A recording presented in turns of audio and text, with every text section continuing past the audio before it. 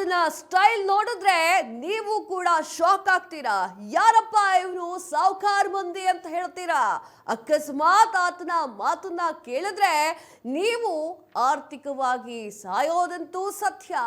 ಆತ ಮಾಡಿದ್ದಂತಹ ವಿಚಾರ ರಣ ರೋಚಕವಾಗಿತ್ತು. ಆತನ ಬಗ್ಗೆ ಇಂಚಿಂಚು ಸ್ಟೋರಿಯನ್ನ ಹೇಳ್ತೇವೆ.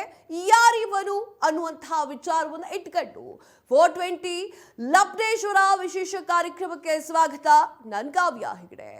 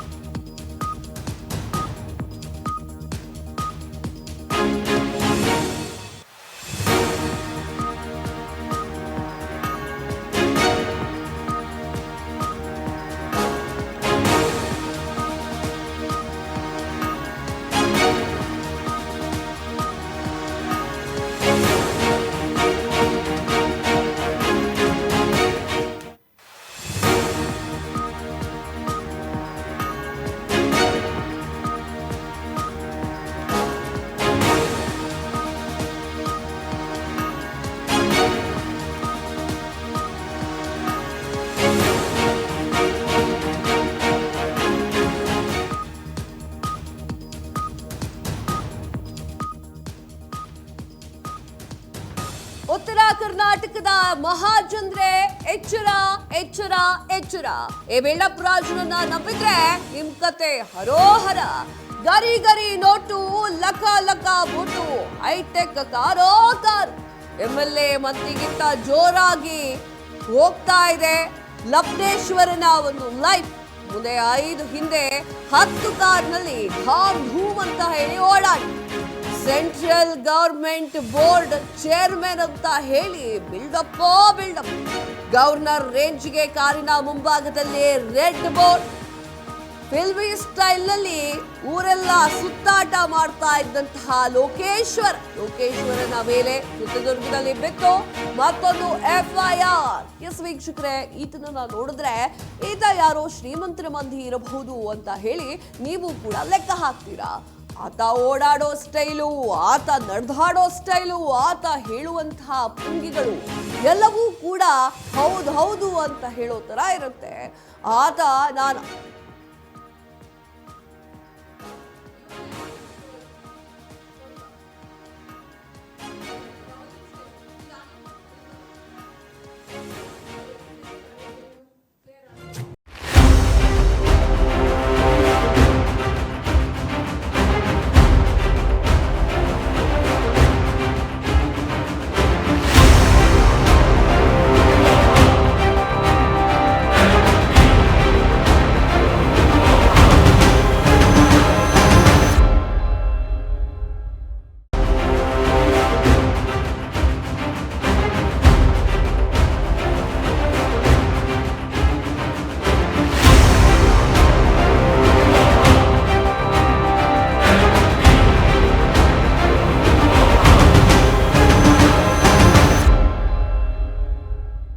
ನೋಡಿದ್ರಿ. ಈಗ ಏನನ್ಸ್ತು ನಿಮ್ಗೆ? ಯಾವುದೋ ಕೋಟ್ಯಾಧೀಶರ ಮಗ ಇಲ್ಲ ಗೌರ್ಮೆಂಟ್ ಆಫೀಸರ್ ಏನೋ ಅನ್ಕೊಂಡ್ರಿ ಅಲ್ಲ? ಹಂಗಲ್ಲ ಅನ್ಕೊಳ್ಳೇಬೇಡಿ. ಆತನ ಬಿಲ್ಡಪ್ ಮಾತ್ರ ಅಷ್ಟು. ಗರಿ ಗರಿ ನೋಟನ್ನ ತೋರಿಸ್ತಾನೆ, ಜನಸಾಮಾನ್ಯರ ಜೊತೆಗೆ ಫೋಟೋ ಹೊಡ್ಕೊಳ್ತಾನೆ, ತಮ್ಮ ಇನ್ಸ್ಟಾಗ್ರಾಮು ಫೇಸ್ಬುಕ್ಕು ಅಂತ ಹೇಳಿ ಜಮಾಯಿಸ್ತಾನೆ. ಈತನಿಗೆ ಹುಡುಗಿಯರ್ ಫ್ಯಾನ್ಸ್ ಕೂಡ ಇದ್ದಾರೆ. ಉತ್ತರ ಕರ್ನಾಟಕದ ಮಹಾಜಂದ್ರೆ ಈ ತರ ವ್ಯಕ್ತಿಗಳು ಸಾಕಷ್ಟು ಹುಟ್ಟುಗೇಳ್ತಾವೆ. ಸ್ವಲ್ಪ ನೋಡಿ, ಯೋಚನೆ ಮಾಡಿ. ಈ ಬಿಲ್ಡಪ್ ರಾಜನನ್ನ ನಂಬಿದ್ರೆ ನಿಮ್ ಕತೆ ಹರೋಹರ. ಸೂಟನ್ನ ನೋಡಿ, ಆತ ಹೇಳ್ತಾ ಇರುವಂತಹ ಮಾತುಗಳನ್ನ ಕೇಳಿ. ಆತನ ವಿಸಿಟಿಂಗ್ ಕಾರ್ಡ್ ಅನ್ನ ನಾವಿವಾಗ ತೋರಿಸ್ತಾ ಇದ್ದೀವಿ. ಈ ನಂಬರ್ಗೆ ಅಪ್ಪಿತಪ್ಪಿನ ಕಾಲ್ ಮಾಡಿರ್ಬೇಡ್ರಪ್ಪ. ಈಗ ಕಾಲ್ ಏನಾದ್ರು ಮಾಡಿದ್ರಿ ಅಂತಂದ್ರೆ ಕಥೆ ಮುಗೀತು. ಆರ್ಥಿಕವಾಗಿ ಎಷ್ಟು ಮುಚ್ಚಾಕಕ್ಕಾಗುತ್ತೆ ನಿಮ್ಮನ್ನ ಅಷ್ಟು ಮುಚ್ಚಾಕ್ಬಿಡುತ್ತಾನೆ. ಈಗ ಈ ಒಂದು ಕಾಂಟ್ಯಾಕ್ಟ್ ನಂಬರ್ ಅಂತ ಹೇಳಿ ಯಾವ ಸಮಾರಂಭ ಆಗಿರ್ಲಿ, ಯಾವ ಫಂಕ್ಷನ್ ಆದ್ರೂ ಕೂಡ ಆತನನ್ನ ಕರೆಸೋರು ಜಾಸ್ತಿ ಇರ್ತಾರೆ. MLA-ಗಳಿಗಿಲ್ಲ ರೀ ಆ ಥರ ಎಸ್ಕಾಟ್ಗಳು. ಹಿಂಗ ಅವ್ನ ಕಾರ್ ಮುಂದೆ ಹೋಗ್ತಾ ಇದ್ರೆ 10 ಕಾರಿಂದ ಓಡೋದು ಬರುತ್ತೆ. ಗಂಧಮಾನುಗಳು ನೋಡ್ತೀರಾ, ಬಾಡಿ ಬಿಲ್ಡರ್ಗಳನ್ನ ನೋಡ್ತೀರಾ, ಅಬಾಬಾಬಾಬಾಬಾಬಾಬಾಬಾ ಏನು ಸ್ಟೈಲ್ ರೀ. ಆತನನ್ನ ನೋಡಬಿಟ್ರೆ ಅಯ್ಯಯ್ಯೋ ಯಾರಿದು ಅಂತ ಅನ್ಸುತ್ತೆ. ಆತನ ಮೇಲೆ FIR ಬಿದ್ದಿದ್ದು, ಯಾಕೆ ಬಿತ್ತು, ಹೇಗೆ ಬಿತ್ತು ಅನ್ನೋದನ್ನು ಇಂಚಿಂಚು ಹೇಳ್ತೀವಿ. ಆಮೇಲೆ ನಿಮಗೆ ಗೊತ್ತಿದೆ ಅಲ್ವಾ, ಹಸಿರು ಬಣ್ಣದ ಒಂದು ಬೋರ್ಡನ್ನು ಯಾಕೆ ಹಾಕ್ಕೊಳ್ತಾರೆ? ಗೌರ್ಮೆಂಟ್ ಆಫೀಸರ್ಗಳ ಕಾರಿಗೆ ಯಾವ ಬಣ್ಣದ ಒಂದು ನಂಬರ್ ಪ್ಲೇಟ್ ಅಥವಾ ಬೋರ್ಡ್ಗಳಿರುತ್ತೆ ಅನ್ನೋದು ನಿಮಗೆ ಗೊತ್ತಿದೆ. ರೆಡ್ ಕಲರ್ ಯಾರ್ದು ಗೊತ್ತಿದೆ ಅಲ್ವಾ ನಿಮಗೆ? ಗವರ್ನರ್ಗೆ ರೆಡ್ ಕಲರ್ದು ಒಂದು ಇದನ್ನು ಹಾಕಿರ್ತಾರೆ, ಒಂದು ಬೋರ್ಡನ್ನು ಹಾಕಿರ್ತಾರೆ. ಆದರೆ ಗವರ್ನರಿಗೆ ಮಾತ್ರ ಕೊಡಬೇಕಾಗಿದ್ದಂತಹ ಒಂದು ರೆಡ್ ಕಲರ್ ಬೋರ್ಡನ್ನು ಈತ ಹಾಕ್ಕೊಂಡು ಅವನ ಕಾರಿಗೆ ಹಾಕೊಂಡು ನೋಡಿ ನಾನು ಹೇಳ್ತಾ ಇದ್ನಲ್ಲ, ಅವನ ಕಾರ್, ಇದು ಗವರ್ನರ್ ಕಾರ್ ಅಲ್ಲ, ಮತ್ತೆ ನೀವು ಕನ್ಫ್ಯೂಸ್ ಆಗ್ಬಿಡಿ, ಅವನ ಕಾರಿಗೆ ಹಾಕ್ಕೊಂಡಿದ್ದಾನೆ. ಅಂದರೆ ಗವರ್ನರ್ ರೇಂಜಿಗ ಏನಪ್ಪ ಅದೇನು ಕಿತ್ತದ ಬಾಕಿದೆಯಾ ಗವರ್ನರ್ ರೇಂಜ್ಗೆ? ನಿನ್ನ ಒಂದಿಷ್ಟು ಬಣ್ಣಗಳ ಮಾತುಗಳಿಂದ ಅದೆಷ್ಟು ಜನ ಮೋಸ ಹೋಗಿದ್ದಾರೋ ಗೊತ್ತಿಲ್ಲ. ಆತ ಓಡಾಡು ಈಗ ಇನ್ಸ್ಟಾಗ್ರಾಮಲ್ಲಿ, ಈ ಫೇಸ್ಬುಕ್ಕಲ್ಲಿ, ಈ ಟ್ವಿಟ್ಟರ್ಗಳಲ್ಲಿ ಎಲ್ಲರೂ ಕೂಡ ಹಿಂಗಿದ್ದವ್ರು ಸಿಗ್ತಾರೆ. ಸರ್ವೇ ಸಾಮಾನ್ಯರು ಸಿಗೋದು ಉತ್ತರ ಪ್ರದೇಶ. ಈ ರೀತಿಯಾಗಿ ಎಲ್ಲ ಕಡೆಗೂ ಸಿಗ್ತಾರೆ ಆಯ್ತಾ. ಈತನೂ ಕೂಡ ಜನರ ಒಂದು ಮುಗ್ಧತೆಯನ್ನು ಬಳಸ್ಕೊಂಡಿರುವಂಥವನು. ಆತ ಹೋಗ್ತಾ ಇದ್ದಾನೆ ಮುಂದೆ ಅಂತಂದ್ರೆ ಎಸ್ಗಾಟ್ಗಳು ಪುಯ್ ಅಂತ ಹೋಗ್ತಾ ಇರುತ್ತೆ. ಆ ರೀತಿಯಾಗಿ ಈತ ಒಂದು ತನ್ನ ಅಕ್ಕಪಕ್ಕ ಎಲ್ಲ ಇಟ್ಕೊಂಡಿದ್ದ ಶೋಕಿ ಮಾಡ್ಲಿಕ್ಕೆ ಜನಗಳನ್ನ.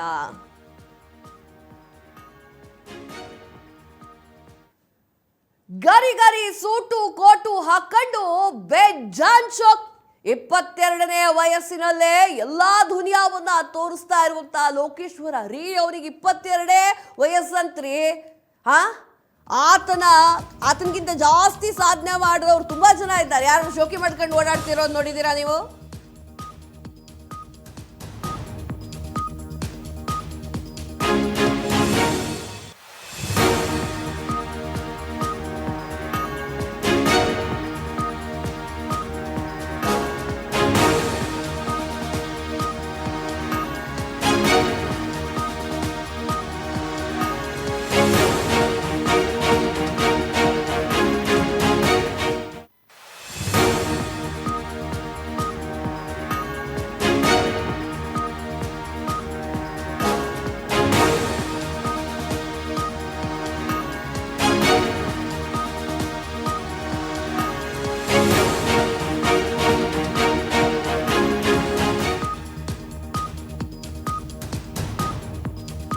ಗರಿ ಸೂಟು ಕೋಟು ಹಾಕೊಂಡು ಬೆಜ್ಜಾನ್ ಶೋಕ್.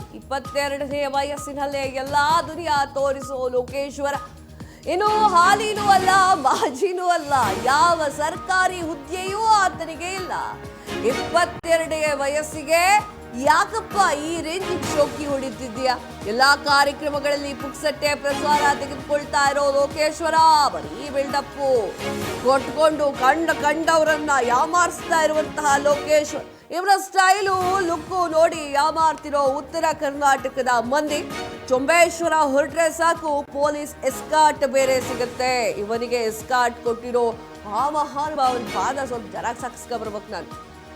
ಲೇಟೆಸ್ಟ್ ಆಗಿ ವಂಚನೆ ಕೇಸ್ನಲ್ಲಿ ತಗಲಾಕೊಂಡಿರುವಂತಹ ಲೋಕೇಶ್ ಅಲಾರಿ ಯಾವ್ಯಾವ ಒಂದು ಸ್ಥಾನಕ್ಕೆ ಯಾವ್ಯಾವ ಕಲರ್ ಬೋರ್ಡ್ ಕೊಡ್ತಾರೆ ಅನ್ನೋದು ಕೂಡ 22ನೇ ವಯಸ್ಸಿನಲ್ಲಿ ತಿಳ್ಕೊಳ್ಳದೆ ಹೋಗಿರುವಂತಹ ಪ್ರಾಣಿ ಕರ್ಕೊಂಡ ಬಂದ್ಕೊಂಡು ನಿಮಗೆ ನೋಡಿದ್ರೇನೆ ಗೊತ್ತಾಗಲ್ವಾ ಜಂದ್ರೆ? ಬರೀ ಬಿಲ್ಡಪ್ಪು ಅಂತ. ತಲೆಯಲ್ಲಿ ಬುದ್ಧಿ ಇದ್ದವನು, ಜಾಬ್ನಲ್ಲಿ ರೊಕ್ಕ ಇದ್ದವನು, ಶ್ರೀಮಂತ ಆದವನು, ವಿದ್ಯಾವಂತ ಆದವನು ಯಾವತ್ತೂ ತೋರಿಸ್ಕೊಳ್ಳಲ್ಲ. ಈ ಅರ್ಧಮರ್ಧ ಕಲ್ತ್ಕೊಂಡ್ಬಿಡ್ತಾರೆ, ಅರ್ಧಮರ್ಧ ದುಡ್ಡು ಇಟ್ಕೊಂಡ್ಬಿಡ್ತಾರೆ. ತಡಿ ನಡಿ ಅಂತ ಹೇಳ್ಕೊಂಡು ಹೋಗ್ತಾ ಇರ್ತಾರೆ. ಆತನಿಗೆ ವಯಸ್ಸು ಅವನೇ ಈಗ ಸ್ಕ್ರೀನ್ ಮೇಲೆ ನೋಡ್ತಿದ್ದೀರಲ್ಲ, ಆತನೇ ಅವನು. ಆತನಿಗೆ ಬರೀ 22 ವರ್ಷ. ಆದರೆ ಶೋಕಿ ಮಾಡೋ ಖಯಾಲಿ. ನನ್ನ ಹೋಗ್ತಾ ಇದ್ರಿ ಹಿಂದಿ ಸಿನಿಮಾ, ಕನ್ನಡ ಸಿನಿಮಾ, ಹಾಗೆ ಈ ತೆಲುಗು ಜಾಸ್ತಿ ಇರುತ್ತೆ ಬಿಲ್ಡಪ್ಗಳು. ಹಾಗೆ ತೆಲುಗು ಸಿನಿಮಾಗಳ ಥರ ಆತನ ಕಾರ್ ಹೋಗ್ಬೇಕಂತೆ, ಹಿಂದ್ಗಡೆಯಿಂದ ಎಸ್ಕಾಟ್ಗಳು. ಅಲ್ಲಾರಿ ಎಸ್ಕಾಟ್ ಯಾವಾಗ ಕೊಡ್ತಾರೆ? MLA MP ಗಳಿಗೆ ಕೆಲವೊಂದು ಟೈಮ್ ಎಸ್ಕಾಟ್ ಇಲ್ಲದೆ ಅವರು ಬರ್ತಾರೆ. ಒಂದೆರಡು 10 ಗಾಡಿ ಅಷ್ಟು ಎಸ್ಕಾಟ್ ಎಲ್ಲಿಗೂ ಕೊಡೋದಿಲ್ಲ. ಅವ್ರೇನು PM ಏನು ಕತೆ ಅವನು ಎಸ್ಕಾಟಲ್ಲಿ ಬರಲಿಕ್ಕೆ ಅವಶ್ಯಕತೆ ಇದೆಯಾ ಈ ಬಿಲ್ಡಪ್ ಎಲ್ಲ? ಆಮೇಲೆ ಇವರು ಕಾರು ಹೋಗದಂತೆ ಈ ಕಾರು ಹೋಗುವಂತಹ ಚಿತ್ರೀಕರಣ ಮಾಡ್ಕೊಂಡು ಅದ್ರ ವಿಡಿಯೋ ಮಾಡ್ಕೊಂಡು ಅದಕ್ಕೊಂದು ಬಿಲ್ಡಪ್ ಸಾಂಗ್ಗಳು, ಕನ್ನಡ ಬಿಲ್ಡಪ್ ಸಾಂಗ್ಸ್ಗಳು. ಏನಿದು ಅಸಹ್ಯ ಅನ್ಸೋದಿಲ್ಲ?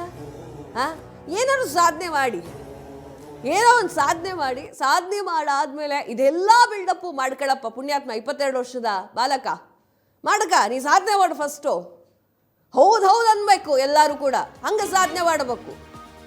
ಹಿಂಗಿಂದವರು ನಿಮ್ಮಂಥವರು ಇನ್ಸ್ಟಾಗ್ರಾಮ್ನಲ್ಲಿ ಬೇಕಾದಷ್ಟು ಜನ ಸಿಗ್ತಾರೆ ನೋಡಿ. ಮಾಧ್ಯಮದವರ ಮುಂದೂ ಕೂಡ ಬಿಲ್ಡಪ್ ಹಾಕೊಂಡಿರುವಂತಹ ಬಿಲ್ಡಪ್ ರಾಜ. ತುಂಬ ಉರಿಬೇಡ ಕಂದ, ನೀನು ತುಂಬ ಉರಿಯೋಕೆ ಹೋಗ್ಬೇಡ. ಯಾಕಂತಂದರೆ ಸಾಕಷ್ಟು ಜನರು ಉರಿದಾಗ ಸಾಧನೆ ಇಲ್ಲದೆ ಬಂದಿದ್ದವ್ರನ್ನ ಹೊಗಳಿದ್ದು ಉಂಟು, ಅವರ ವಿಚಾರಗಳು ಗೊತ್ತಾದ ಮೇಲೆ ಅವರ ಮುಖವಾಡವನ್ನು ಬಯಲು ಮಾಡಿದ್ದು ಉಂಟು. ಅವಶ್ಯಕತೆ ಇಲ್ಲ ಅದಿಲ್ಲ. ಈಗ ಫ್ರಾಡ್ ಕೇಸ್ನಲ್ಲಿ ತಗಲಾಕೊಂಡಿದ್ದಾನೆ. ನೀವು ನೋಡ್ತಾ ಇರ್ಬೋದು, ನಿಮಗೆ ಫೋಟೋಸ್ಗಳನ್ನು ಕೂಡ ತೋರಿಸ್ತಾ ಇದ್ದೇವೆ. ದೊಡ್ಡ ವ್ಯಕ್ತಿಯ ಜೊತೆಗೆ ತೆಗೆಸ್ಕೊಂಡಿರುವಂತಹ ಫೋಟೋಸ್ಗಳನ್ನು ನೀವು ನೋಡ್ತಾ ಇದ್ದೀವಿ. ಆತ ಯಾವ ರೀತಿ ಇನ್ನೋಸೆಂಟ್ ಆಗಿ ಕಾಣಿಸ್ಕೊಳ್ತಿದ್ದಾನೋ ಆ ರೀತಿ ಇಲ್ಲವೇ ಇಲ್ಲ. ಯಾರು ಮುಗ್ಧರು ಅಂತ ಫಸ್ಟು 22 ವರ್ಷದ ಬಾಲಕ ಯೋಚನೆ ಮಾಡುವಂಥದ್ದು. ಲೋಕೇಶ್ವರ, ನನ್ನ ಹೆಸರು ಹೇಳಕ್ಕೆ ಇಷ್ಟ ಆಗ್ತಾ ಇಲ್ಲ, ನನ್ನ ಬಾಲಕನೇ ಅವನು. ನಾನು ಕೇಳೋದಿದ್ರೆ ನೀವು ಆ 22 ವರ್ಷದ ಬಾಲಕ ಯುವಕ ಅಂತ ಹೇಳಕ್ಕೂ ಮನ್ಸು ಬರ್ತಿಲ್ಲ ನನಗೆ. ಬಾಲಕ ಅದಿನ್ನು, ಯಾಕೆ ಸರಿಯಾಗಿ ಬುದ್ಧಿ ಬೆಳವಣಿಗೆ ಆಗಿರೋದಿಲ್ಲ. ಅಗ್ರಿ ಮಾಡ್ತೀನಿ, ಯುವಕ ಅಂತ ಹೇಳಕ್ ಮನ್ಸು ಬರ್ತಾ ಇಲ್ಲ. ಯಾಕಂತಂದ್ರೆ ಆತ ಮಾಡಿರುವಂತಹ ಕೆಲಸ ಬಾಲಕರು ಮಾಡುವಂಥದ್ದೇ. ಎಂಥದ್ದು ಗೊತ್ತಾಗೋದಿಲ್ಲ, ತಿಳ್ಕೊಳ್ಳೋದಿಲ್ಲ, ಏನೂ ಇಲ್ಲ. ಬಿಲ್ಡಪ್ಗಳನ್ನು ಹಾಕೊಂಡು ಹೋಗೋದು. ಯಾವಾಗ ಯುವಕ ಆದ ಅಂದ್ರೆ ಒಂದು FIR ಬಿತ್ತಲ್ಲ, ಹೀಗಾಗಿದ್ದ ನಾವು ಯುವಕ. ಗರಿ ನೋಟು ತೋರಿಸೋದು, ನಾನು ತುಂಬ ಚೆನ್ನಾಗಿ ವಿಚಾರಗಳನ್ನು ಗ್ರಹಿಸ್ತೇನೆ, ನನಗೆಲ್ಲವೂ ಗೊತ್ತು ಅಂತ ಹೇಳಿ ಅವರ ಸಮಾರಂಭಗಳಿಗೆ ಭೇಟಿಯನ್ನು ಕೊಡುವಂಥದ್ದು, ಬಿಲ್ಡಪ್ ತೆಗೆದುಕೊಳ್ಳುವಂಥದ್ದು. ಅವನಿಗೆ ರೆಡ್ ಬೋರ್ಡ್ ಯಾವಾಗ ಹಾಕಬೇಕು ಅಥವಾ ಹಸಿರು ಕಲರ್ ಬೋರ್ಡ್ ಯಾವಾಗ ಹಾಕಬೇಕು ಅನ್ನೋದು ಗೊತ್ತಿಲ್ಲದೆ ಇರುವಂತಹ ಅನ್ಎಜುಕೇಟೆಡ್ ಅಂತ ಹೇಳ್ತೀನಿ ನಾನು. ಅನ್ಎಜುಕೇಟೆಡ್. Y uneducated? ಗವರ್ನರ್ ಬಳಸುವಂತಹ ಕಾರಿಗೆ ಹಾಕುವಂತ ರೆಡ್ ಕಲರ್ ಬೋರ್ಡ್ ನೀವು ಹಾಕೊಂಡು ತಿರುಗ್ತಿದ್ದಾನೆ ಅಂತಂದ್ರೆ ಉತ್ತರ ಕರ್ನಾಟಕದ ಜನರು ನೋಡೇ ಇಲ್ವಾ? ಗ್ರಹಿಸ್ಲೇ ಇಲ್ವಾ? ತುಂಬಾ ಜನ ಸಾಧನೆ ಮಾಡಿದವರಿದ್ದಾರೆ, ಕನ್ನಡಕ್ಕಾಗಿ ಪ್ರಶಸ್ತಿಯನ್ನು ತೆಗೆದುಕೊಂಡವರಿದ್ದಾರೆ, ಸಾಕಷ್ಟು ಕವಿಪುಂಗವರುಗಳಿದ್ದಾರೆ ನಮ್ಮ ಸಮಾಜದಲ್ಲಿ. ಇಲ್ಲಿ ಯಾವುದೋ ಒಂದು ಗೋಲ್ಡ್ ಮೆಡಲ್ ತೆಗೆದುಕೊಂಡವರಿದ್ದಾರೆ, ರಾಜ್ಯ ಮಟ್ಟದಲ್ಲೋ ರಾಷ್ಟ್ರ ಮಟ್ಟದಲ್ಲೋ ಆಟ ಆಡಿದವರಿದ್ದಾರೆ, ಸ್ಪೋರ್ಟ್ಸ್ ಸಂಗೀತ ಕ್ಷೇತ್ರದಲ್ಲಿ ಸಾಧನೆ ಮಾಡೋರಿದ್ದಾರೆ, ಭರತನಾಟ್ಯ ಕ್ಷೇತ್ರದಲ್ಲಿ ಸಾಧನೆ ಮಾಡೋರಿದ್ದಾರೆ, ವರ್ಲ್ಡ್ ಬುಕ್ ನಲ್ಲಿ ಸೇರ್ಕೊಂಡವರಿದ್ದಾರೆ, ಸಮಾಜ ಸೇವೆಗಳನ್ನ ಮಾಡಿದವರಿದ್ದಾರೆ. ಕರೆಸಿ ಸನ್ಮಾನ ಮಾಡಿ ಕಳಿಸಿ. ಇದು ನಮಗೆ ಬೇಕಾಗಿರುವಂಥದ್ದು. ಶಿಕ್ಷಣ ಕ್ಷೇತ್ರದಲ್ಲಿ ಸಾಧನೆ ಮಾಡಿದವರಿದ್ದಾರೆ. ಯಾರಿದ್ದು ಅವಶ್ಯಕತೆ ಇದೆಯಾ? ಚೊಂಬೇಶ್ವರ ನಂಬ್ಕೊಂಡು ಗೊಳೋ ಅಂತ ಹೋಗೋದಲ್ಲಿ ಹಿಂದೆ ಇದೆಯಾ? ಫ್ರಾಡ್ ಮಾಡೋರು ಹೆಂಗೆ ನಯವಾಗಿ ವಂಚನೆ ಮಾಡ್ತಾರೆ ಅನ್ನೋದು ತಿಳ್ಕೊಳ್ಳಿ ಫಸ್ಟು.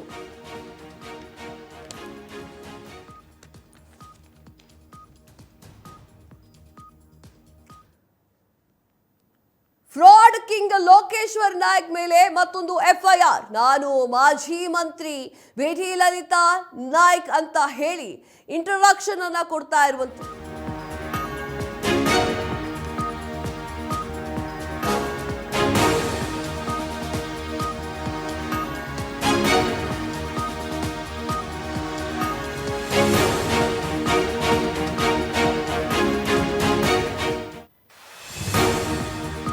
ವೀಕ್ಷಕರೇ, ಈಗ ಒಂದು ಸತ್ಯವನ್ನ ನಿಮಗೆ ಹೇಳುತ್ತಾ ಇದ್ದೇನೆ. ಆತ ಹೇಗೆ ಬಿಲ್ಡಪ್ ಹಾಕೊಳ್ತಿದ್ದ ಅನ್ನೋದಕ್ಕೆ ಒಂದು ಉದಾಹರಣೆ. ಆತನ ಮೇಲೆ FIR ಆಗಿದೆ.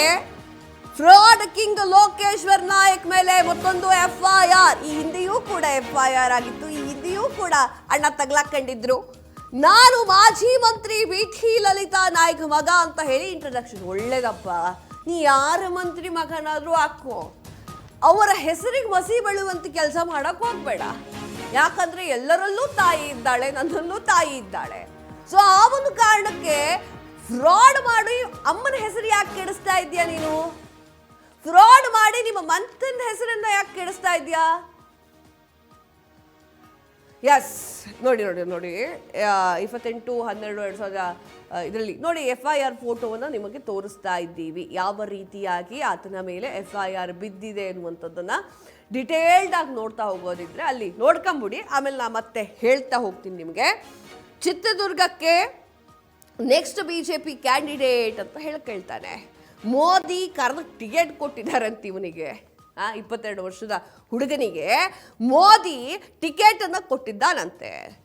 ಚಿತ್ರದುರ್ಗದ ಲೀಡರ್ಗಳಿಗೆ ಹೇಳಿಕೊಂಡು ಓಡಾಡ್ತಾ ಇರುವಂತಹ ಲೋಕೇಶ್ವರ, ಅಂದರೆ ಮೋದಿ ಸುಮ್ಮನೆ ಸಿಕ್ಬಿಡ್ತಾರೇನಪ್ಪ? ಏನು ಅನ್ಕೊಂಬಿಟ್ಟಿದ್ದೀರಾ PM ನೀವೆಲ್ಲ? ನಿಮ್ಮ ಬಾಯಿಗೆ ಹೆಂಗೆ ಬರುತ್ತೋ ಹಂಗೆ ಮಾತಾಡ್ತಾ ಹೋಗೋದಾ? ಮೋದಿ ಸಿಗೋಕ್ಕಾಗತ್ತಾ? ಎಷ್ಟೋ ಜನ ಮಿನಿಸ್ಟರ್ ಕಾಯ್ತಾ ಇರ್ತಾರೆ ಮೋದಿಯ ಒಂದು ಭೇಟಿಗಾಗಿ, ಸಿಕ್ಕಿಬಿಡ್ತಾರೆ ಅಂತ. ಎಲ್ಲಿ ಕನ್ಸಲ್ಲ ಮೋದಿ ಸರ್ ಸಿಕ್ಕಿದ್ದು? ಏನಪ್ಪ ಅವನು ಕಾಗೆ ಹಾರಿಸಿದ್ದು ಹೆಂಗೆ ಅಂತಂದರೆ, ನಾನು ಮುಂದಿನ ಮುಂದಿನ ನೆಕ್ಸ್ಟು ಏನು ಎಲೆಕ್ಷನ್ ಬರುತ್ತೋ ಅಲ್ಲಿ BJP ಕ್ಯಾಂಡಿಡೇಟ್ ಆಗ್ತೀನಿ. ಮೋದಿಯವರು ಕರೆದು ಟಿಕೆಟನ್ನು ಕೊಟ್ಟಿದ್ದಾರೆ, ಚಿತ್ರದುರ್ಗದ ಲೀಡರ್ಸ್ಗಳಿಗೆ ಹೇಳ್ಕೊಂಡು ಓಡಾಡ್ತಾ ಇದ್ದಾನೆ. ನೀವು 200-300 ಜನ ಸೇರಿಸಿ ಡಿನ್ನರ್ ಮಾಡಿ, ನಾನು ಅದಕ್ಕೆಲ್ಲ ಪೇ ಮಾಡ್ಕೊಂಡ್ಬಿಡ್ತೇನೆ ಅಂದರೆ ಪೂರಾ ಬಿಲ್ಡಪ್ ರಾಜ ಆಯ್ತಾ? ಅಂದರೆ 200-300 ಜನ ಕರೆಸ್ಬೇಕಂತೆ, ಮೊದಲು ಬೇರೆಯವ್ರು ದುಡ್ಡು ಹಾಕ್ಕೋಬೇಕಂತೆ, ಅದಾದ್ಮೇಲೆ ಎಲ್ಲ ಮುಗಿದ್ಮೇಲೆ ಇವನು ದುಡ್ಡು ಕೊಡ್ತಾನಂತೆ. ಅಪ್ಪ ಮೊದಲು ನೀನೇ ದುಡ್ಡು ಹಾಕು ನೋಡೋಣ ಹೆಂಗಾಗುತ್ತೆ ಅಂತ. ಅದಾಗಲ್ಲ. ಅವ್ನು ಬಿಲ್ಡಪ್ ಕತೆ ನೋಡಿ. ನೀವು 200-300 ಜನ ಸೇರಿಸಿ ಡಿನ್ನರ್ ಮಾಡಿ ಊಟೆಲ್ಲ ಮುಗಿದ್ಮೇಲೆ ನಾನು ಪೇ ಮಾಡ್ತೀನಿ, ನಿಮ್ಮ ಮೂಲಕ ನಾನು ಚಿತ್ರದುರ್ಗ ಫೀಲ್ಡ್ನಲ್ಲಿ ಇಳಿಯೋಕ್ಕೆ ರೆಡಿ ಆಗ್ತಾ ಇದ್ದೀನಿ ಅಂತ ಹೇಳಿ ಮೋಸ ಮಾಡಿದ್ದು. ಜನ ಸೇರಿಸಿದ ಮೇಲೆ ಗೂಟದ ಕಾರ್ನಲ್ಲಿ ಬಿಲ್ಡಪ್ ಕೊಟ್ಟು ಓಡಿ ಹೋಗಿದ್ದಂತಹ ಯುವಕ.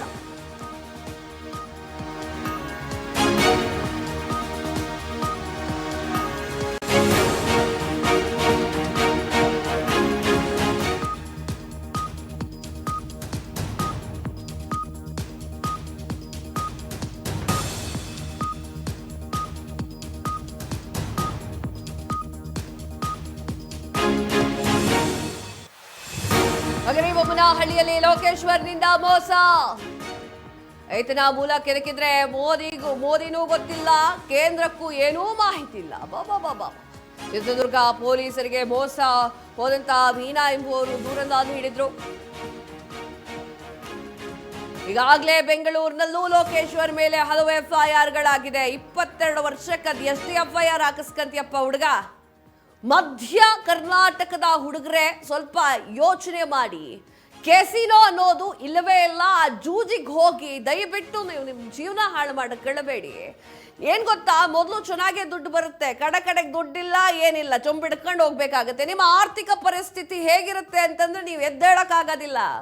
ಸಾವೇ ಎಲ್ಲದಕ್ಕೂ ಮೂಲ ಅನ್ಕೊಂಡ್ಬಿಡ್ತೀರಾ. ದಯವಿಟ್ಟು ಹುಡ್ರ ಕೆಲಸ ಮಾಡಕ್ ಹೋಗ್ಬೇಡಿ. 1000 ಜನ ಬಂದು ಕ್ಯಾಸಿನೋ ಬಗ್ಗೆ 1000 ಮಾತಾಡ್ಲಿ, ಕರ್ಕೊಬನ್ನಿ ಅವನ್ನ, ಮಾತಾಡಿಸ್ತೀನಿ ನಾನು. ಕ್ಯಾಸಿನೋ ಆಡಿ ಅಂತ ಹೇಳಿದವನು ಮೊದಲು ನಂಬೇಡಿ ನೀವು. ಇವ್ರುಗಳಿಗೆ ಮನೇಲಿ ಕೂಳಿರೋದಿಲ್ಲ, ಕ್ಯಾಸಿನೋ ಆಡಿ ಅಂತ ಬರ್ತಾರಲ್ಲಿ. ಆಯ್ತಾ? ಸ್ವಲ್ಪ ಯೋಚನೆ ಮಾಡಿಟ್ಕೊಳ್ಳಿ. ಈಗ ಬರ್ತಾ ಇದ್ದೀನಿ. ಈತ ಯಾರೋ ಈ ಹುಡುಗ ಬಾಲಕ ಇದ್ದಾನಲ್ಲ 22 ವರ್ಷದ್ದು, ಅವನ ಬಗ್ಗೆ ಎಸ್ಕಾಟ್ ಅಂತೆ, ಹೋಗೋದಂತೆ, 200 ಜನಕ್ಕೆ ಊಟ, 300 ಜನ ಕೋಳಿ, ಮಟನ್ನು, ಚಿಕನ್ನು, ಕಾಲ್ ಸೂಪ್, ಕೈ ಸೂಪು ಅಂತೇಳಿ ಊಟವನ್ನು ಕೊಡಿಸೋಕ್ಕೆ ಹೇಳ್ತಾನಂತೆ. ಈತ ಕೊಡಲ್ಲ. ಆಯ್ತಾ? ಈತನಂತೂ ದುಡ್ಡಿಲ್ಲ ಕೊಡ್ಲಿಕ್ಕೆ. ಆಯ್ತಾ? ಅಲ್ಲಿ ಇರುವಂಥವ್ರು ಆಯೋಜಕರು ಏನು ಮಾಡ್ತಾರೆ, ಹೌದು ಸರ್ ತುಂಬ ಕಾರ್ಯಕ್ರಮಗಳಿಗೆ ಹೋಗ್ತಾರೆ, ಸನ್ಮಾನ ಮಾಡಿ ಬೇರೆ ಕಳಿಸಿದ್ದಾರೆ, ಎಸ್ಕಾಟ್ ನೋಡ್ಕೊಂಡು ಎಸ್ಕಾಟ್ ಎಲ್ಲ ಇದೆ, ಇನ್ನು ಬೇರೆ ಕೆಂಪು ಕಲರ್ ಆ ಒಂದು ಏನು ಹೇಳ್ತೀರಾ ಬೋರ್ಡ್ ಬೇರೆ ಹಾಕ್ಕೊಂಡವ್ರೆ. ಅವ್ರು ಕೆಂಪು ಕಲರ್ ಯಾರಿಗೆ ಹಾಕ್ತಾರೆ ಅನ್ನೋದು ಗೊತ್ತಿರೋದಿಲ್ಲ. ಆಯ್ತಾ? ಆ ಬೋರ್ಡ್ ಬೇರೆ ಹಾಕ್ಕೊಂಡಿದ್ದಾರೆ, ದುಡ್ಡಿರುತ್ತೆ, ಕೊಡ್ತಾರೆ, ಅಣ್ಣ ಕೊಡ್ತಾರೆ ಅಂತ ಹೇಳ್ಕೊಂಡು ಹೌದು ಅಂತ ಹೇಳಿ ಆಯೋಜಕರು ಏನು ಮಾಡಿದ್ದಾರೆ ಅಂತಂದರೆ 300-400 ಜನಕ್ಕೆ ಊಟದ ವ್ಯವಸ್ಥೆಯನ್ನು ಕೂಡ ಮಾಡಿಬಿಟ್ರು. ಊಟದ ವ್ಯವಸ್ಥೆ ಮಾಡಿದ್ಮೇಲೆ ಒಂದು ಸಣ್ಣ ಕಾರ್ಯಕ್ರಮ ಮಾಡಿದ್ರು, ಸ್ಟೇಜ್ ಮೇಲೆ ಇಟ್ಕೊಂಡು ಮಾತಾಡಿದ್ರು. ಇವನು ಕೂಡ ಮಾತನಾಡ್ತಾರೆ. ಕಡೆಗೆ ಏನಾದ್ಮೇಲೆ ಊಟ ಮಾಡ್ಬೇಕಾದ್ರೆ ಬಿಲ್ಡಪ್, ಅಂದರೆ ಮುಂದಿನ ಒಂದು ಚುನಾವಣೆಯಲ್ಲಿ ನೆಕ್ಸ್ಟ್ ಕ್ಯಾಂಡಿಡೇಟ್ ನಾನು. ಎಷ್ಟು ಜನ ಟಿಕೆಟ್ಗೋಸ್ಕರ ಕಾಯ್ತಿರ್ತಾರೆ, ಎಷ್ಟು ಜನ ಟಿಕೆಟ್ಗೋಸ್ಕರ ಕಾಯ್ತಾ ಇರ್ತಾರೆ. ಕಾಮನ್ ಸೆನ್ಸ್ ಬೇಡ? ಕೊಟ್ಕೊಳ್ಳೋದು ಹೌದದು, ಟಿಕೆಟ್ ಸಿಗೋದು ಹೌದಾ? ನಂಬುತ್ತಾರೆ. ಎಸ್, ಇದ್ರ ಬಗ್ಗೆ ಮಾತನಾಡ್ಲಿಕ್ಕೆ ದೂರುದಾರೆ ವೀಣಾ ನಮ್ಮ ದೂರವಾಣಿ ಸಂಪರ್ಕದಲ್ಲಿದ್ದಾರೆ. ಮೇಡಮ್ ನಮಸ್ತೆ. ಮೇಡಮ್ ನಮಸ್ತೆ. ಮೇಡಮ್ ಕೇಳಿಸ್ತಿದ್ಯಾ ನನ್ನ ಧ್ವನಿ? ಮೇಡಮ್ ನಮಸ್ತೆ. ಇಲ್ಲ, ಮೇಡಮ್ ಅವರು ಬೇರೆ ಕಡೆ ಕಾನ್ಸಂಟ್ರೇಟ್ ಮಾಡ್ತಾವ್ರೆ, ಅವ್ರಿಗೆ ಸರಿಯಾಗಿ ಕೇಳಿಸ್ತಾ ಇಲ್ಲ. ಹೋಗ್ಲಿ ಬಿಡಿ, ಆಮೇಲೆ ಮತ್ತೆ ನಮ್ಮ ಸಹೋದ್ಯೋಗಿಗಳು ಲೈನ್ ಕೊಡ್ತಾರೆ. ಈಗ ವಿಚಾರಕ್ಕೆ ಬರೋಣ. ಇದೇನ್ ಮಾಡ್ತಾನೆ, 200ರಿಂದ 300 ಜನರನ್ನ ಕರೆಸ್ಕೊಳ್ತಾರೆ, ಊಟ ಹಾಕ್ತಾನೆ. ಅವರಿಗೆ ಊಟ ಹಾಕಿದ ಮೇಲೆ ಬಿಲ್ಡಪ್ ತಗೊಳ್ತಾನೆ. ನೋಡಿ, ಕೋಳಿ ಸಾಂಬಾರೆಲ್ಲ ತಿಂತಿದ್ದೀರಾ, ಚಿಕನ್ ಮಟನ್ ಎಲ್ಲ ತಿಂತಿದ್ದೀರಾ, ನೆಕ್ಸ್ಟು ನಾನು BJP ಕ್ಯಾಂಡಿಡೇಟ್ ಆಗ್ತಾ ಇದ್ದೀನಿ, BJP ಕ್ಯಾಂಡಿಡೇಟ್ ಆದಮೇಲೆ ನೀವು ಸ್ವಲ್ಪ ಓಟ್ ಹಾಕ್ಬಿಡ್ರಪ್ಪ, ಬರ್ತೀನಿ, ನಿಮ್ಮ ಕೈಗೂ ಸಿಗ್ತೀನಿ, ಆಗಲೂ ಕೂಡ ನಾವು ಒಳ್ಳೊಳ್ಳೆ ಕೆಲಸಗಳನ್ನ ಮಾಡ್ತೀನಿ ಅಂತ ಹೇಳಿ ಬಿಲ್ಡಪ್. ಅಸಲಿಗೆ ಆ ಆಯೋಜಕರಿಗೆ ಸರಿಯಾಗಿರುವಂತಹ ದುಡ್ಡು ಕೂಡ ಕೊಡೋದಿಲ್ಲ ಈತನ ಪಾಡೇ ಇದಾಗಿದೆ. ಮೋದಿ ಅವ್ರು ಸಿಕ್ಕಿದ್ರಂತೆ. ಸೀರಿಯಸ್? ಆರ್ ಯು ಸೀರಿಯಸ್ಪಾ? ಎಲ್ಲಿ ಸಿಕ್ಕಿದ್ರಪ್ಪ? ಮೋದಿ ಟಿಕೆಟ್ ಕೊಡ್ತೀನಿ ಅಂತೇಳಿ PM ಸರ್ ಅವರು ಹಿಂಗೆಲ್ಲ ಸಿಗಲ್ಲ. ಕೆಲವೊಂದಿಷ್ಟು ಮಿನಿಸ್ಟ್ರಿಗಳಿಗೆ ಸಿಗೋದಿಲ್ಲ. ಅವರ ಒಂದು ದಿನಚರಿ ಹಂಗಿರುತ್ತೆ. ಸೊ ಆ ಒಂದು ನಿಟ್ಟಿನಲ್ಲಿ ಹೇಗಪ್ಪ ಹೇಳ್ತೀಯಾ? ಹೆಂಗೆ ನಂಬ್ತಿದ್ದೀರಾ ಜನಗಳ? ಎಸ್, ಆಗಲೇ ವೀಣಾ ಅವ್ರ ವಾಯ್ಸ್ ಕೇಳಿಸ್ತಾ ಇರಲಿಲ್ಲ. ದೂರುದಾರೆ ವೀಣಾ ದೂರವಾಣಿ ಸಂಪರ್ಕದಲ್ಲಿದ್ದಾರೆ. ಮೇಡಮ್ ನಮಸ್ತೆ. ಮೇಡಮ್ ನಮಸ್ತೆ. ಓಕೆ, ಈ ಲೋಕೇಶ್ ಅವರಂದು ಏನ್ ಕತೆ, ಏನ್ ದೂರು ಕೊಟ್ರಿ? ಮೇಡಮ್, ಅವ್ರ ಬಗ್ಗೆ ನಮಗೆ ನೈಜ ಘಟನೆಗಳಾಗ್ಲಿ, ಅವ್ರ ಬಗ್ಗೆ ನೈಜ ಮಾಹಿತಿಗಳಾಗಿ ಯಾವ್ದು ನಮಗೆ ಇರ್ಲಿಲ್ಲ. ನಮಗೆ ಅವರು ನನಗೆ ಬೆಂಗಳೂರಲ್ಲಿ ಫ್ರೀಡಂ ಪಾರ್ಕ್ ಅಲ್ಲಿ ನಮ್ಮ SC ಸಮುದಾಯದಿಂದ ಒಂದು ಪ್ರತಿಭಟನೆ ಇರುತ್ತೆ ಫ್ರೀಡಂ ಪಾರ್ಕ್ ಅಲ್ಲಿ. ಓಕೆ. ಆ ಪ್ರತಿಭಟನೆಯಲ್ಲಿ ನನ್ನ ಸಮಾಜಕ್ಕೆ ನ್ಯಾಯ ಸಿಕ್ಕಿರಲ್ಲ, ಮುಖ್ಯಮಂತ್ರಿಗಳು ಮನವಿ ಸ್ವೀಕಾರ ಮಾಡೋದಕ್ಕೆ ಬಂದಿರಲ್ಲ ಅಂತೇಳಿ ನಾನು ನನ್ನ ಪ್ರಾಣ ತ್ಯಾಗಕ್ಕೆ ಡಿಸೈಲ್ ಹಾಕೊಂಡಿರ್ತೀನಿ. Okay okay. ಆ ಇನ್ಸಿಡೆಂಟ್ ನಡೆದಾಗ, ಆ ಇನ್ಸಿಡೆಂಟ್ ನಡೆದು ಒಂದು 15 ದಿವಸ ಆದ್ಮೇಲೆ ನಮ್ಮ ಮನೆಗೆ ಬರ್ತಾರ ಅವರು. ಅದಕ್ಕಿಂತ ಮುಂಚೆ ಫೋನಲ್ಲಿ ಕಾಂಟ್ಯಾಕ್ಟ್ ಮಾಡ್ತಾರೆ ಬೇರೆ ಮಂಜು ಅನ್ನೋರ್ ಕಡೆಯಿಂದ. ಪರಿಚಯ ಆದಾಗ್ಲೂ ನನಗೆ ಹೇಳ್ಕೊಳ್ಳೋದು ಹೀಗೇನೆ, ನಾನು ಯುವಜನ ಸಬಲೀಕರಣದ ಚೇರ್ಮನ್ ಇದ್ದೀನಿ ಡೆಲ್ಲಿ ಬೋರ್ಡ್ ಅಲ್ಲಿ ಅಂತಾನೆ ಹೇಳೋದವ್ರು ನಮ್ಗೆ. ಹಾಗಾದ್ರೆ ನಮ್ಗೆ ಖುಷಿ ಆಗತ್ತೆ. ನಮ್ದು ಒಂದು ಚಿಕ್ಕ ಕಮ್ಯುನಿಟಿ, ನಾವೆಲ್ಲ ಮುಂಚೆಯಿಂದ ಉಪ್ಪು ಮಾರಿ ಸೌದೆಗಳು ಮಾರಿ ಬಂದಿರುವಂತ ಕಮ್ಯುನಿಟಿ. ಈಗ ಅಲ್ಲಿ ಇಲ್ಲಿ ಎಲ್ಲೋ ಒಬ್ರು ವಿದ್ಯಾವಂತರು, ಎಲ್ಲೋ ಬೆರಳೆಣಿಕೆಯಷ್ಟು ಜನ ಕೆಲಸದಲ್ಲಿ ಇರೋದು. ಹಾಗಾಗಿ ಖುಷಿ ಆಗತ್ತೆ ನನಗೆ. ಈ ಒಂದು ನಮ್ಮ ಕಮ್ಯುನಿಟಿಲಿ ಈ ಚಿಕ್ಕ ವಯಸ್ಸಲ್ಲಿ ಈ ತರ ಒಬ್ಬ ವ್ಯಕ್ತಿ ಇದ್ದಾರೆ ಅಂತೇಳಿ ಖುಷಿ ಆಗತ್ತೆ. ಆಗ ಒಂದಿನ ಫೋನ್ ಮಾಡ್ತಾರೆ, ಫೋನಲ್ಲಿ ಪರಿಚಯ ಆಗಿದ ತಕ್ಷಣ ಇನ್ನೊಂದಿನ ಕಾಲ್ ಮಾಡಿ ಹೇಳ್ತಾರೆ, ಇಂಥ ದಿನ ನಿಮ್ ಮನೆಗೆ ಬರ್ತಿದ್ದೀನಿ ನಾನು ನಿಮ್ಮನ್ನ ಭೇಟಿ ಮಾಡ್ಲಿಕ್ಕೆ ಅಂತೇಳಿ. ನಾವು ಆಗ ಖುಷಿಯಾಗಿ ಅವರನ್ನ ಆಯ್ತು ಸರ್ ಬನ್ನಿ ಅಂತಾನೆ ಹೇಳ್ತೀವಿ. ಆಕ್ಚುಲಿ ನನ್ನ ಮಗನ್ಗಿಂತ 4 ವರ್ಷ ದೊಡ್ಡವ್ರು, ಅವ್ರನ್ನ ನಾವು ಸರ್ ಅಂತ ಕರಿತೀವಿ, ಬಿಕಾಸ್ ಅವ್ರು ಹೇಳಿರೋ ಒಂದು ಸುಳ್ಳಿನಿಂದ. 22 ವರ್ಷ ಆಗ ಅವರು ಮನೆಗೂ ಬರ್ತಾರೆ. ಮನೆಗ್ ಬಂದಾಗ ನಾನು ಅಕ್ಕಪಕ್ಕದವ್ರನ್ನೆಲ್ಲ ಸೇರಿಸ್ತೀನಿ.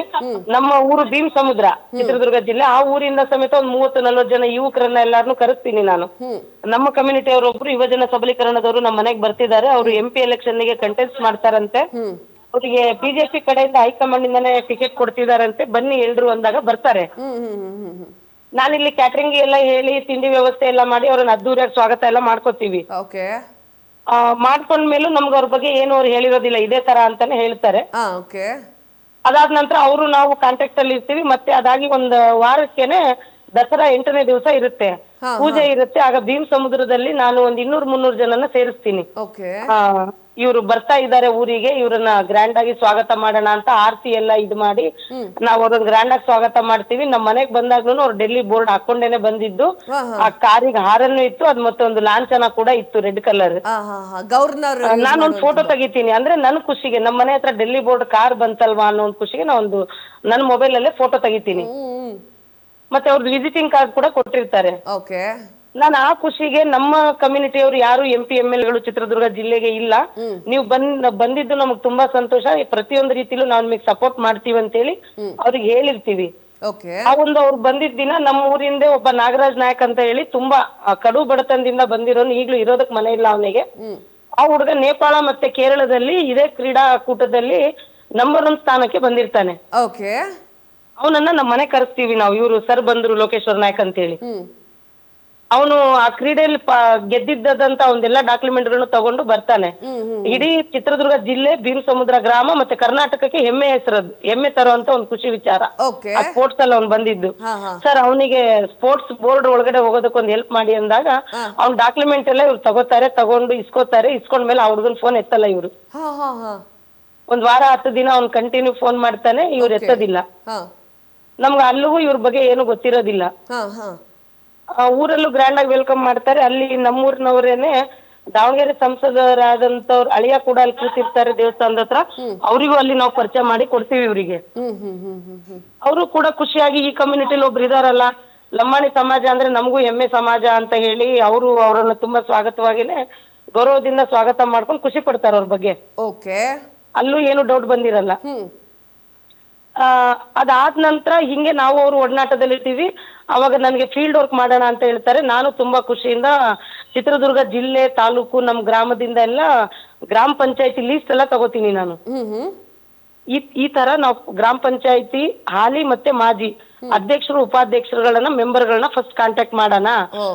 ನಮ್ಮ ಒಂದೇ ಕಮ್ಯುನಿಟಿ ಓಟಿಂದ ನೀವು MP ಆಗೋದಿಲ್ಲ, ಪ್ರತಿಯೊಂದು ಕಮ್ಯುನಿಟಿಗೂ ನಾವು ಮನ ಮುಟ್ಟುವಂತೆ ಫೀಲ್ಡ್ ವರ್ಕ್ ಮಾಡೋಣ.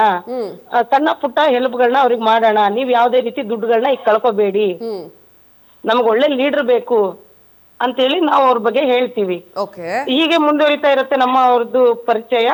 ಆಗ ವಾಣಿ ವಿಲಾಸ ಸಾಗರ ಚಿತ್ರದುರ್ಗ ಐತಿಹಾಸಿಕ ಪ್ಲೇಸ್ ಮೇಡಮ್ ಅದು. ಅಲ್ಲಿ ನಮ್ಮ ಮೈಸೂರು ಮನೆತನ ರಾಜ ಮನೆತನದವರು ಒಡೆಯರ್ ಮನೆತನದಿಂದ ಅಣೆಕಟ್ಟು ಕಟ್ಟಿದ್ದಾರೆ. ಅಲ್ಲಿ ಬಾಗಿನ ಅರ್ಪಿಸುವಂತ ಕಾರ್ಯಕ್ರಮಕ್ಕೆ ಹಿರಿಯೂರಿನ ಜನತೆ ಎಲ್ಲ ಅವ್ರನ್ನ ಅಪ್ರೋಚ್ ಮಾಡಿರ್ತಾರೆ, ನೀವು ಬನ್ನಿ ಅಂತೇಳಿ. ಆಗ ನನಗೂ ಫೋನ್ ಮಾಡ್ತಾರೆ. ಆಗ ನಾನು ಇಲ್ಲಿ ಚಿತ್ರದುರ್ಗದ ಕೆಲವರು ಮುಖಂಡರುಗಳನ್ನ, ತುಂಬಾ ಹೆಸರಾಂತ ಮುಖಂಡರುಗಳನ್ನ ಕರ್ಕೊಂಡು ಹೋಗಿರ್ತೀನಿ ಅವರಿಗೆ. ಕರ್ಕೊಂಡು ಹೋಗೋದಕ್ಕಿಂತ ಮುಂಚೆ ಅವ್ರಿಗೆ ಅಲ್ಲಿ ಬಾಗಿನ ಕೊಡೋದಕ್ಕೆ ಯಾವುದೇ ರೀತಿಯಾದ ಪರ್ಮಿಷನ್ ಇರೋದಿಲ್ಲ. ಆಗ ಅವರು ನನಗೆ ಹೇಳ್ತಾರೆ, ಮೇಡಮ್ ಅಲ್ಲಿ ಪರ್ಮಿಷನ್ ಇಲ್ಲ, ಹೇಗ್ ಮಾಡೋದು ಅಂತ. ನಾನು ಅಲ್ಲಿ KEB AEE ಅವ್ರನ್ನ, ಕಮಿಷನರ್ನವ್ರನ್ನ, ಅಲ್ಲಿ ಯಾರಿಗೆ ಸ್ಥಳೀಯರನ್ನ ಭೇಟಿ ಮಾಡ್ಬೇಕು, ದೊಡ್ಡ ದೊಡ್ಡ ಅಧಿಕಾರಿಗಳನ್ನ ನಂಬರ್ಗಳನ್ನೆಲ್ಲ ತಗೊಂಡು ನಾನು ಭೇಟಿ ಮಾಡಿದಾಗ ಅವ್ರು ಹೇಳ್ತಾರೆ, ಮೇಡಮ್ 1, 2, 3 ಸಲ ಫೋನ್ ಮಾಡ್ತಿದ್ದೀರಾ, ರಿಸೀವ್ ಮಾಡ್ತಿದೀವಿ, ಸ್ಪಂದಿಸ್ತಿದೀವಿ. ನಾವು ಮೈಸೂರಿಂದ ಒಡೆಯರ್ ಬರ್ತಿದ್ದಾರೆ, ಯದುವೀರ್ ಒಡೆಯರ್ ಅವರು, ಮತ್ತೆ CM ಬರೋದ್ರಿಂದ ನಾವು ಬೇರೆ ಯಾರಿಗೂ ಅವಕಾಶ ಕೊಡೋದಕ್ ಬರೋದಿಲ್ಲ ಮೇಡಮ್ ಅಂತ ಹೇಳ್ತಾರೆ ಅವರು. ನೀವೇನ್ ಸರ್ ಈ ತರ ಹೇಳ್ತಿದ್ದೀರಾ, ಡೆಲ್ಲಿ ಬೋರ್ಡ್ ಚೇರ್ಮನ್ ಬರ್ತೀರಾ ಅಂದ್ರೆ ನಿಮಗೆ ರೆಸ್ಪೆಕ್ಟ್ ಇಲ್ವಾ ಅಂತ ಕೇಳ್ತೀನಿ. ಆಗ ಅವ್ರು ಹೇಳ್ತಾರೆ, ಮೇಡಮ್ ದಯವಿಟ್ಟು ತಪ್ಪು ತಿಳ್ಕೊಬೇಡಿ, ಡೆಲ್ಲಿ ಬೋರ್ಡ್ ಅಲ್ಲಿ ಅವ್ರು ಇರೋದೇ ಹೌದಾದ್ರೆ ಅಲ್ಲಿಂದ ಒಂದು ಲೆಟರ್ ಬರುತ್ತೆ ನಮಗೆ, ಈ ತರ ಒಬ್ರು ಪರ್ಸನ್ ಬರ್ತಾರೆ ಅಂದಾಗ ಅಲ್ಲಿಂದ ನಮಗೆ ಲೆಟರ್ ಬರುತ್ತೆ. ಆಗ ನಾವು ಎಲ್ಲಾ ಗೌರ್ಮೆಂಟ್ ಸ್ಪೆಷಾಲಿಟೀಸ್ ಗಳನ್ನ ಅವರಿಗೆ ಕೊಟ್ಟು ಗೌರವದಿಂದ ನಾವು ಅವ್ರನ್ನ ಸ್ವಾಗತ ಮಾಡಿ ಸಕಲ ಸರ್ಕಾರಿ ಗೌರವಗಳೊಂದಿಗೆ ನಾವು ಅವ್ರನ್ನ ಇಲ್ಲಿ ಬಾಗಿನ ಅರ್ಪಿಸೋದು ಮಾಡ್ತೀವಿ. ಅದು CM ಅವರು ಮತ್ತೆ ಯದುವೀರ್ ಒಡೆಯರ್ ಬಂದು ಹೋದ ನಂತರ ಅಂತ ಹೇಳ್ತಾರೆ. ನಾನ್ ತಿರ್ಗಾ ಲೋಕೇಶ್ ಅವ್ರಿಗೆ ಕಾಲ್ ಮಾಡ್ತೀನಿ, ಸರ್ ಈ ತರ ಹೇಳ್ತಿದ್ದಾರೆ ಅಂತ. ಬಿಟ್ಬಿಟ್ಟು ಮೇಡಮ್ ಹೋದ್ರೆ ಹೋಯ್ತು, ಅಲ್ಲೇ ಎಲ್ಲಾದ್ರೂ ಒಂದ್ ಕಡೆ ಕೆಳಗಡೆ ಕೊಡೋಣ ಅಂತ ಇವ್ರದ್ದು ದೊಡ್ಡದಾಗಿ ಬ್ಯಾನರ್ ಗಿನ್ನರ್ ಎಲ್ಲ ಹಾಕಿರ್ತಾರಲ್ಲಿ. ನಮಗೂ ಗೊತ್ತಿರಲ್ಲ, ನಾವು ಹೋಗಿರ್ತೀವಿ. ಆಗ ಅಲ್ಲಿ ಪೂಜೆ ದೇವಸ್ಥಾನದಲ್ಲೆಲ್ಲ ಮಾಡಿ ಕೋಡಿ ಹರಿತಿದೆಯಲ್ಲ, ಅಲ್ಲಿ ಬಾಗಿನ ಕೊಡ್ತೀವಿ ನಾವು. ಅಲ್ಲಿನೂ ನಮಗೆ ಡೌಟ್ ಬರೋದಿಲ್ಲ. ನಮ್ಮ ಜೊತೆಗೆ ಕೆಲವರು ಬಂದಿರ್ತಾರೆ ಮೇಡಮ್, ಅವ್ರು ಹೇಳ್ತಾರೆ ಏನಂತ ಅಂದ್ರೆ, ಈ ವ್ಯಕ್ತಿ ಯುವಜನ ಸಬಲೀಕರಣದಲ್ಲಿ ಇರೋದೇ ಹೌದಾದ್ರೆ 23 ವರ್ಷ ವಯಸ್ಸು ಇವರಿಗೆ, ಅಲ್ಲಿ ಇದ್ದಿದ್ದೇ ಹೌದಾದ್ರೆ ಇವ್ರ ಜೊತೆಗೆ ಯಾರು ಆ ತರದವ್ರ ವ್ಯಕ್ತಿಗಳೇ ಇಲ್ಲ. ಒಬ್ರು ಪರ್ಸನಲ್ ಸೆಕ್ರೆಟರಿ PS ಅಂತೇಳಿ ಅವ್ರು ಯಾರೋ ಒಬ್ರಿಗೆ ಸುದರ್ಶನ ಯಾರೋ ಅವ್ರ ಆಫೀಸ್ನವ್ರ ಹುಡುಗರನ್ನ ಕರ್ಕೊಂಡ್ ಬರ್ತಾರೆ. ಜೊತೆಗಿರೋರ್ನ ನೋಡಿದ್ರೆ ಯಾಕೋ ಡೌಟ್ ಬರ್ತಿದೆ ಅಂತ ಅವ್ರವ್ರೆ ಮಾತಾಡ್ಕೊಂಡಿರ್ತಾರೆ. ಹೋಗ್ಲಿ ಬಿಡು, ವೀಣಾ ಕಾಲ್ವಾ ನಮ್ಮೂರ್ ಹೆಣ್ಮಗಳು, ಅವ್ರು ಹೇಳಿದಾರಂದ್ರೆ ನಮ್ಗ್ ನಂಬಿಕೆ ಇದೆ ಅಂತೇಳಿ ಅವ್ರಿಗೆ ಸಪೋರ್ಟ್ ಮಾಡ್ತೀವಿ ಅಂತ ಹೇಳಿ ಅವ್ರು ಕುರುಬ ಸಮಾಜದವರು ಇವರಿಗೆ ಕಂಬಳಿ ಎಲ್ಲ ಹಾಕಿ ತುಂಬಾ ಗೌರವದಿಂದ ಅವ್ರನ್ನ ಸ್ವಾಗತ ಮಾಡ್ತಾರಲ್ಲಿ. ವೀಣಾ ಅವರೇ, ಈಗ ಗೊತ್ತಾಯ್ತು ಅವ್ನು ಫ್ರಾಡ್ ಅಂತ ಗೊತ್ತಾದ್ಮೇಲೆ ನೀವು FIR ಹಾಕ್ತೀರಾ? ಎಸ್ ಕತೆ ಆಗಿರೋದಷ್ಟೇ. ಫ್ರಾಡ್ ಅಂತ ಹೇಳಿ ಅವ್ರಿಗೆ ಗೊತ್ತಾಗುತ್ತೆ, ಅಂದರೆ ಆ ಲೆಟರ್ ಸಿಗೋದಿಲ್ವಲ್ಲ, ಆ ಲೆಟರ್ ಎಲ್ಲಿ ಕೇಂದ್ರದಿಂದ ಬರಲ್ವೋ ಆಗ ಅವ್ರಿಗೆ ಫ್ರಾಡ್ ಅಂತ ಗೊತ್ತಾಗುತ್ತೆ. ಗೊತ್ತಾದ್ಮೇಲೆ ಈಗ FIR ಅನ್ನು ಅವ್ರು ಹಾಕಿರುವಂಥದ್ದು ನೋಡಿದ್ರಲ್ಲ. ಎಸ್ ವೀಕ್ಷಕರೇ ನೋಡಿದ್ರಲ್ಲ, ಬಿಲ್ಡಪ್ ಕೊಟ್ಕೊಂಡು ನನಗೆ ಕೇಂದ್ರ ಗೊತ್ತು, ಮೋದಿ ಗೊತ್ತು ಅಂತ ತಿರುಗಾಡ್ತಾ ಇರುವಂಥ ಆತನ ಅಸಲಿ ಕಥೆಯನ್ನು ಹೀಗೆ ಸಾಕಷ್ಟು ಜನ ಬರ್ತಾರೆ ಪ್ರಪಂಚದಲ್ಲಿ, ನಿಮ್ಮ ಸಮಾಜದಲ್ಲಿ. ಆತವರಿಗೆ ಮಣೆ ಹಾಕುವಂಥ ಕೆಲಸ ಯಾವತ್ತೂ ಮಾಡಬೇಡಿ. ಹಿಂದೆ ಮುಂದೆ ಗೊತ್ತಿಲ್ಲದೆ ದುಡ್ಡು ಸುರಿಯೋದು ಬಹಳ ದೊಡ್ಡ ತಪ್ಪಾಗಿದೆ. ಇದಾಗಿದೆ ಹೊತ್ತಿನ ಸ್ಪೆಷಲ್ ನ್ಯೂಸ್. ಮತ್ತಷ್ಟು ಸುದ್ದಿಗಳಿಗಾಗಿ ನೋಡ್ತಾ ಇರಿ ಸ್ಪೀಡ್ ನ್ಯೂಸ್ ಕನ್ನಡ. ಸುದ್ದಿ ನಿಮ್ಮದು, ವೇಗ. Na na na na na na na na na na na na na